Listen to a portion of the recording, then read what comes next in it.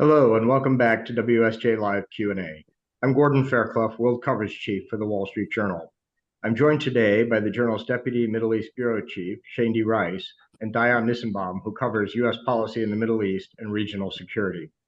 Before we dive in, here's what we know.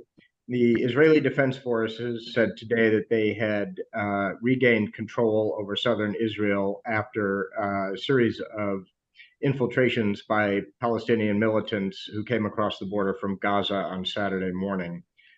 We've reported exclusively that Iranian security officials helped plan Hamas's Saturday attack and gave the green light for the assault. So far, more than 700 Israelis are confirmed dead and about 500 Palestinians killed in Gaza from Israeli counterstrikes. So let's get started. Maybe Diane, you are in southern Israel today. Can you tell us what the situation is there? Yeah, we are on the Gaza border in the area of Sderot, and they just cleared the last fighters from that town today. So we talked with soldiers and civilians that were emerging from their homes for the first time in 48 hours, and it's quite intense down here, to be honest. It's a full-on war zone. There are drones overhead. There's outgoing artillery fire, not artillery fire. There's outgoing airstrikes. There's incoming rocket fire. We saw rockets being fired up into central Israel as we were here. There are charred cars, and you can still see the ATVs that the Hamas fighters used in the streets here. And we also talked to soldiers that are on the border here preparing for a potential offensive in Gaza. There are dozens and dozens of tanks digging in for the fight. We talked to soldiers that are ready to go in as soon as they get the order. This is as intense a front as I've seen here in my many years of covering this conflict. Thanks, Diane. And Shayndi, you're in Tel Aviv. What is the mood like there? Things are really intense, but in a completely different way. I would say that the streets are pretty bare. Schools have been closed. A lot of stores are closed. Some of them reopened today, but the country is just in a complete state of shock. And really, I don't even know if they've quite gotten to the full-on mourning part of things, in the various stages of grief. They're really just in this early state of complete shock. And Shayndi, where do you think things are going to go from here in terms of conflict? Well, I think that there are a couple of possibilities, but I think that I can say what won't happen, which is that what we've seen in the past when these types of conflicts between Israel and Gaza go on, which is they're kind of these sort of limited, contained conflicts that maybe go on for a few weeks. Hamas launches rockets at Israel. Israel bombs Gaza, tries to target different Hamas strongholds, tries to destroy tunnels, and then, leaves. Hamas rebuilds, and Israel knows they have to go back in again. It's a policy called mowing the lawn, which they've been sort of successfully doing for over a decade. And that policy has clearly failed. And I think that they now believe that they're going to have to go in and completely take out Hamas. They're not going to be able to allow them to rule Gaza anymore.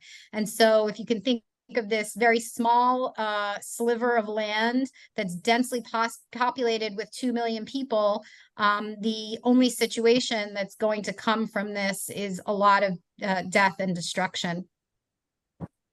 Thanks. So a lot of readers, including Jeffrey, have been asking, how did this happen? How was it that that this could take place, and that the Israeli security establishment wasn't able to stop it? And Diane, I know this is something you've thought about and written about. Could you maybe tell us what you think? That is kind of the $1 million question here. The Israeli military is without question the most feared and sophisticated military in this region. They carry out sabotage attacks inside Iran. They are able to carry out airstrikes against Iranian proxies in Syria.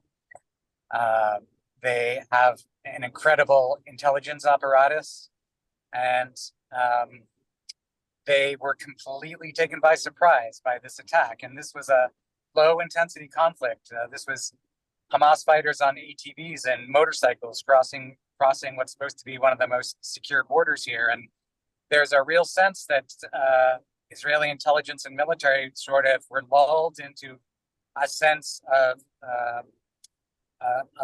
self-confidence here, that their Hamas fighters were not posing a threat, that they did not want to invite this kind of war, that they wanted stability. And they appeared to have no intelligence that this was coming. And there's almost certainly going to be a commission of inquiry to answer that question. When you talk to Israeli officials about it right now, they've basically been saying they are still in crisis mode, and trying to answer those questions right now is gonna be weeks away. Great. So, another big question I think on everyone's mind, or an issue on everyone's mind, is the taking of hostages by Hamas and Israeli civilians and soldiers being taken back into Gaza. How does this complicate things for the Israeli government, Shayndi? So this is obviously one of the most complicated and heartbreaking parts of this entire conflict. And the photos and the videos of women and children that have been taken, and now there's videos of, children being held by militants. It's just really horrific and shocking.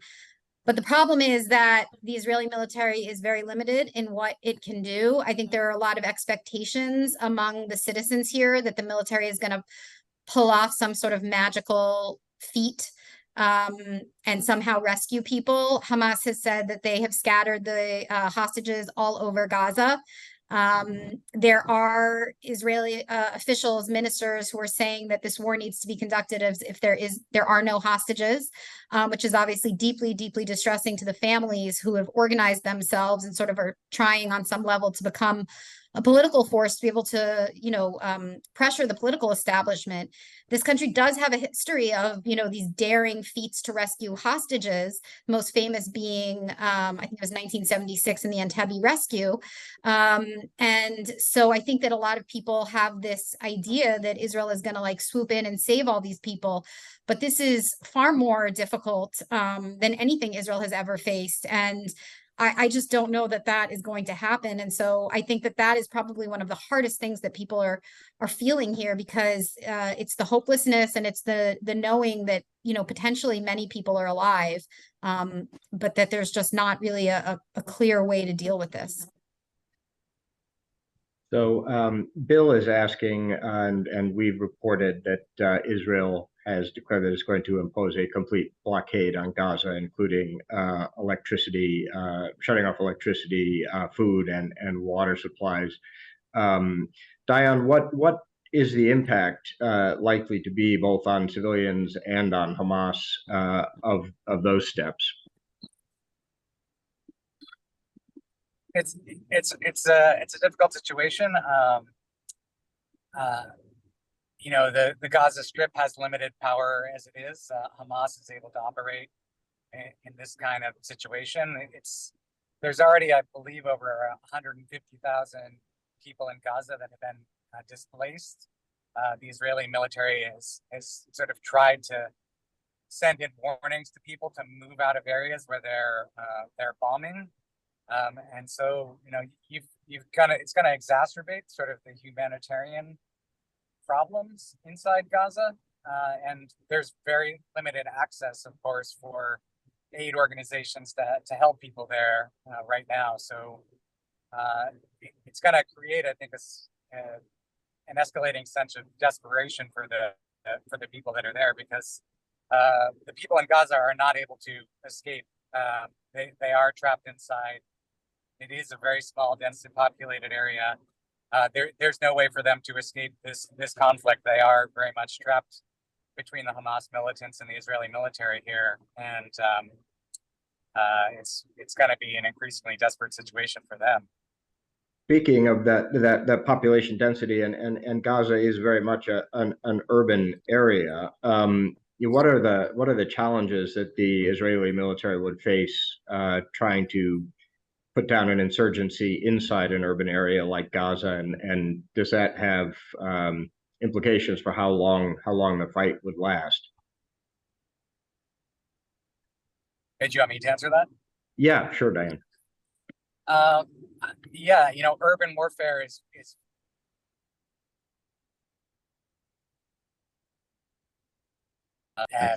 I think we might have lost you there. Yep, you seem to be back.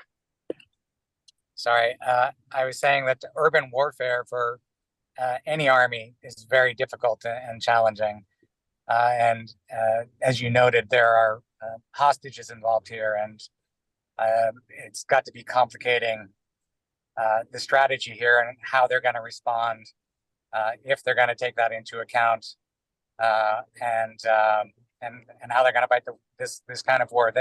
They've gone into Gaza before, but not into the heavily populated areas. They've largely stayed on the more lightly populated villages around the major population centers for the most part. So this is going to be a difficult challenge for them. So, Shayndi, we've seen some just really horrific images coming out through social media of the attacks and people being attacked and paraded around. Given the sort of the visceral quality of the images, how does that, what kind of political pressure do you think that translates into for the Israeli government and their response? It's tremendous. I mean, it couldn't be higher on them, I think. And just to sort of continue a little bit on what Diane is saying, if they are going to want, they are going to have to expel Hamas from Gaza, and that is going to be a massive challenge for them. It's a lot easier said than done, or maybe it's not even easy to say, but it's the pressure to basically say that the status quo just cannot go on is immense. And I think you're seeing just across Israeli society a lot of unity over what needs to happen in Gaza. And this is a society that has been very, very, very divided, especially over the last year. And so, everybody is sort of coming together. You have people from all sides of the political aisle who have just been, literally rushing down with weapons to the south, to the area where Diane is, and just like joining soldiers and starting to fight. So there's a real sense inside Israel that this is like live or die. They don't have any choice. They see this as like life or death for their existence. And so I think there's complete unity over, at least so far that I have seen. There's some limitations to what I'm saying, but essentially I think people are behind the government and want real change in Gaza. Gordon, one of the things they always talk about in a war is that you want to know what the exit strategy is here, and if they want to try and dislodge Hamas from power, they've held it since 2007. The question is, who takes over? Are we talking about Israel? Is there any viable replacement, Diane, at the moment? Well, the only options would seem to be a reoccupation of Gaza by the Israeli military, which I think would also be incredibly unpopular, or the Israeli military helping to reinstall the very weak Palestinian Authority led by Mahmoud Abbas in the West Bank. And I can't see, the Gaza population welcoming Mahmoud Abbas's Palestinian Authority back in with the help of the Israeli army. So one of the challenges in this conflict is there's never been a clear answer here. There's no good options, and for a long time, people have felt that Hamas has been sort of the necessary evil in Gaza, where they've maintained relative stability up till now. Israel has allowed Qatar to spend billions of dollars in there on the economy to keep it stable.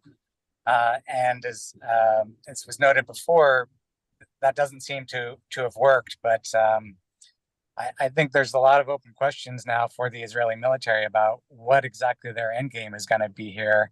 If it's not going to be just an effort to mow the lawn, and it's going to be something more substantial, what exactly that's going to be? Is it going to be a reoccupation of Gaza? Is it going to be a reinstallation of the Palestinian Authority? These are questions I think that everybody's going to be debating in Jerusalem right now. There's also, obviously probably a bit of a political or geostrategic balancing game here with the Israeli government having to decide, how far it has to go to solve the problem and how far it can risk going without precipitating a wider conflict. Shayndi, what do you see as the odds that Hezbollah could end up getting pulled in or seeing the conflict broaden? Yeah, I think there are sort of best case scenarios, which are still pretty bad, and then like really worst case scenarios. And I guess the worst case scenario is that Israel ends up being brought into a conflict with Hezbollah. And then the question is, does that extend to Iran? And, we have reported, which you mentioned earlier, that Iran actually gave the green light for this operation by Hamas. And that is going to put Israel in a very difficult position, because I'm sure they are reading that piece. I mean, I know they have read that piece and, are now thinking, do they need to somehow go after Iran? And that could obviously explode in many ways. Would the U.S. then feel that it somehow had to get involved? So I think that there are a lot of possibilities for things to really spread and explode. But, it could somehow end up being contained just to Gaza, which, as Diane said, there's really no clear solution, but it would be somewhat contained and not necessarily bring in the rest of the region. Speaking of the United States, Shayndi, do we have a grip at this time on how many American citizens have been killed in Israel, and whether there are Americans among the hostages? I think the number we have so far of Americans killed is 9. There were 700 people killed. There are a lot of dual citizens here, and so I would expect that number of 9 is going to rise. We have heard an Israeli minister said that there are Americans among the hostages, but we don't know how many there are at this time. And what do we think that means in terms of whether Washington will become more involved in the conflict? I think that, Washington is already a very strong ally of Israel's, and I think that you've seen pretty much bipartisan unity behind Israel on this, and a willingness to really give Israel pretty much anything, obviously to some limits, that it wants. And so I'm not sure that the fact that there are dead Americans is going to change that equation, because Israel is already sort of so clearly a bipartisan issue that people agree on. But, it obviously will have an impact in the American psyche, I would imagine, yeah. Great. So just this question, I guess, for both of you, but what do we think this means for the Saudi-Israel normalization talks being brokered by the U.S.? We and others have reported an Iranian interest in preventing that kind of an agreement. Do you think the Saudis would be in a position to move forward given the conflict between the Israelis and the Palestinians right now? I'm going to let Diane answer that. Yeah, it's a huge setback for the normalization effort. There's no question about it. I think, we're going to have to see how the conflict plays out, whether it becomes a wider regional conflict. Even the a prolonged war in Gaza is going to make it harder for Saudi Arabia to advance a normalization effort anytime soon. There is a sort of, I would say, a counter narrative of the people working on this who feel like this can bolster the case for normalization, bolster the case for empowering the moderates in the region, bolster the case for empowering the more moderate Palestinian Authority in the West Bank, even though it is weak, and that a broader normalization effort could weaken Iran and its proxies, which has always been part of the goal. But the main issue here is that there's really a political calendar here in play. Everybody's been working to try and get a normalization deal done by the first quarter of next year before the U.S. presidential election kicks off, before the whole thing gets tied up in presidential election politics. And, this is going to delay that. We haven't talked yet about what this impact could be on the Israeli prime minister, and what kind of, whether he'll have to be forced to step aside, what kind of government will take the place of this government, which is a right-wing government. So there's too many things in play, I think, for normalization to move along quickly. And I think the events here are going to overtake the political calendar and make normalization difficult in the short term. So Shayndi, this one may be for you, but what are the implications here? I mean, obviously, we've reported on Iranian involvement in the planning and coordination of this. Certainly, Iran has a long history of supplying weapons and other support to Hamas and to Hezbollah.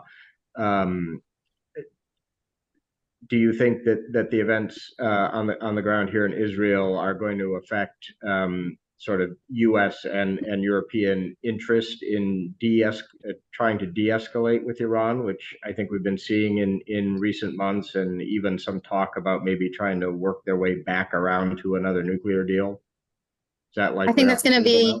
Yeah, I think that's going to be a real political hot potato at the moment, because the Biden administration has taken a lot of flack for this idea that they gave, $6 billion to Iran for the American hostages that were released. And so I think that just politically, it's just not going to be a good look for the Biden administration at this juncture to do something like that, to any sort of negotiations with the Iranians. So I just can't really see something like that happening. I mean, Diane, is there a counter narrative to that?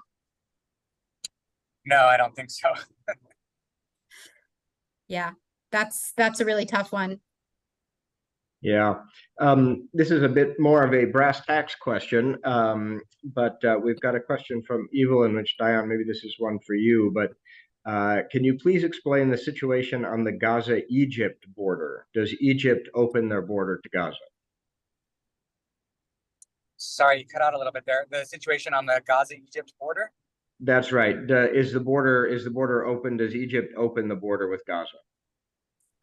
No, it's largely closed. One of the complications is there's always been a network of tunnels that Hamas has used under that border to get weapons and supplies out. There's been some fears that they might actually try and move the Israeli hostages that they get out through the border, but that border is also closed.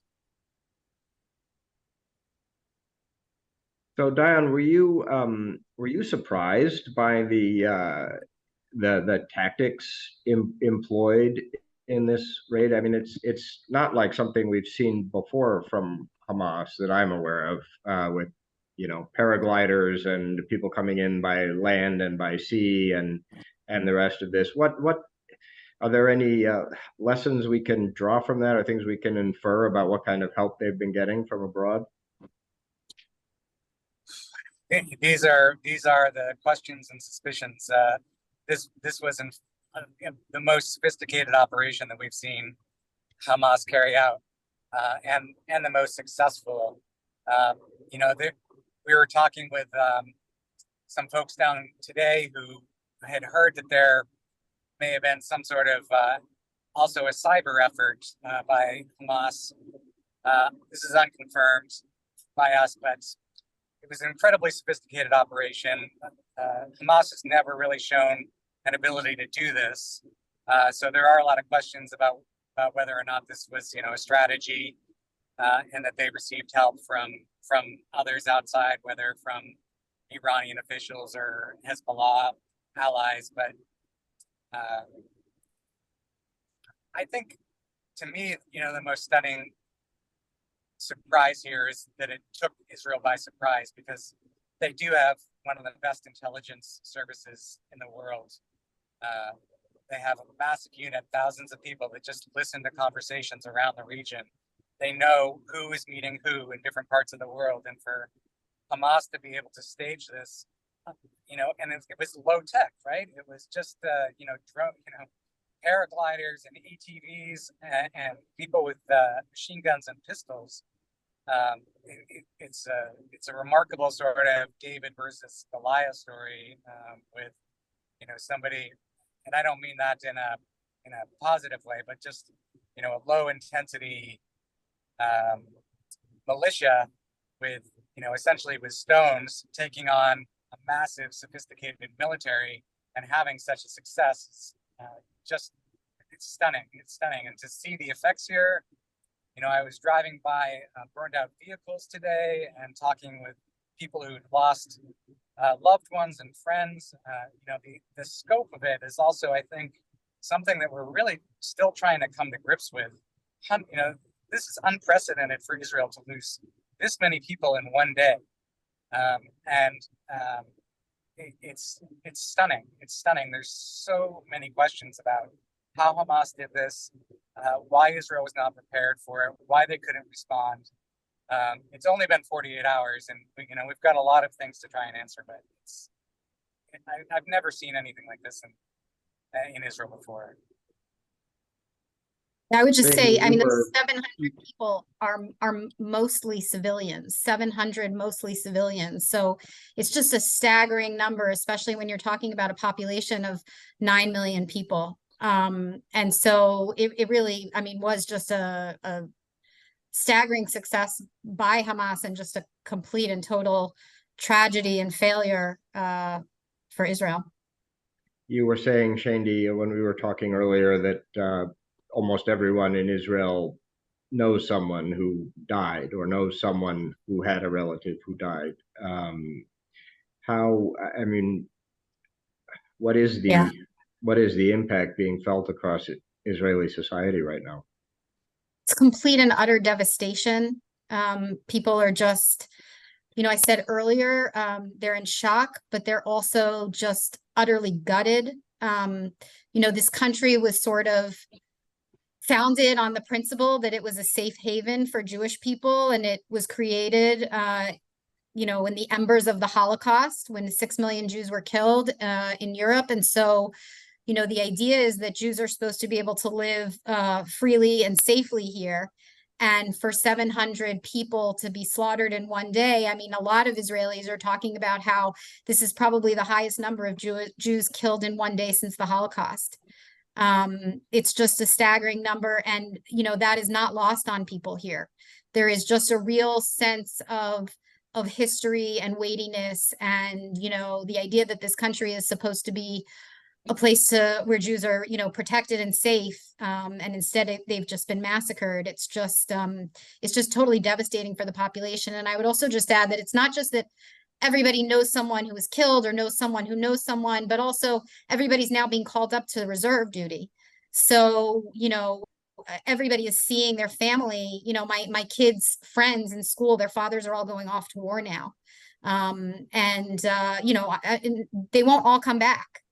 It's just a fact. And so, there's just a lot more, I think, devastation, and everybody knows that that's happening. There's also a lot of rallying. I think that Diane mentioned that he had seen a bunch of people sort of singing and handing out flags and food to soldiers on their way. There's definitely been a lot of trying to cheer up the troops, get them revved up, a lot of singing, and tons of people just packing boxes of food all over Tel Aviv. Everybody is just in work mode. We're going to support our troops. We're going to, there's a million different ways to support them and send them things. And everybody's volunteering and out in the streets. You know, small countries are different than in the United States, I think, and it's just very interesting to watch how that plays out here. Certainly, folks in Israel have been calling it Israel's 9/11 moment. Well, it looks like we are out of time here. I want to thank you, Shayndi, and thank you, Diane. Very sobering answers, and thank you for your continued reporting there. For those of you watching, if you missed part of this event, the full program will be available to rewatch on our live Q&A page. And with that, I want to thank all of you, including our journal subscribers, for joining us today.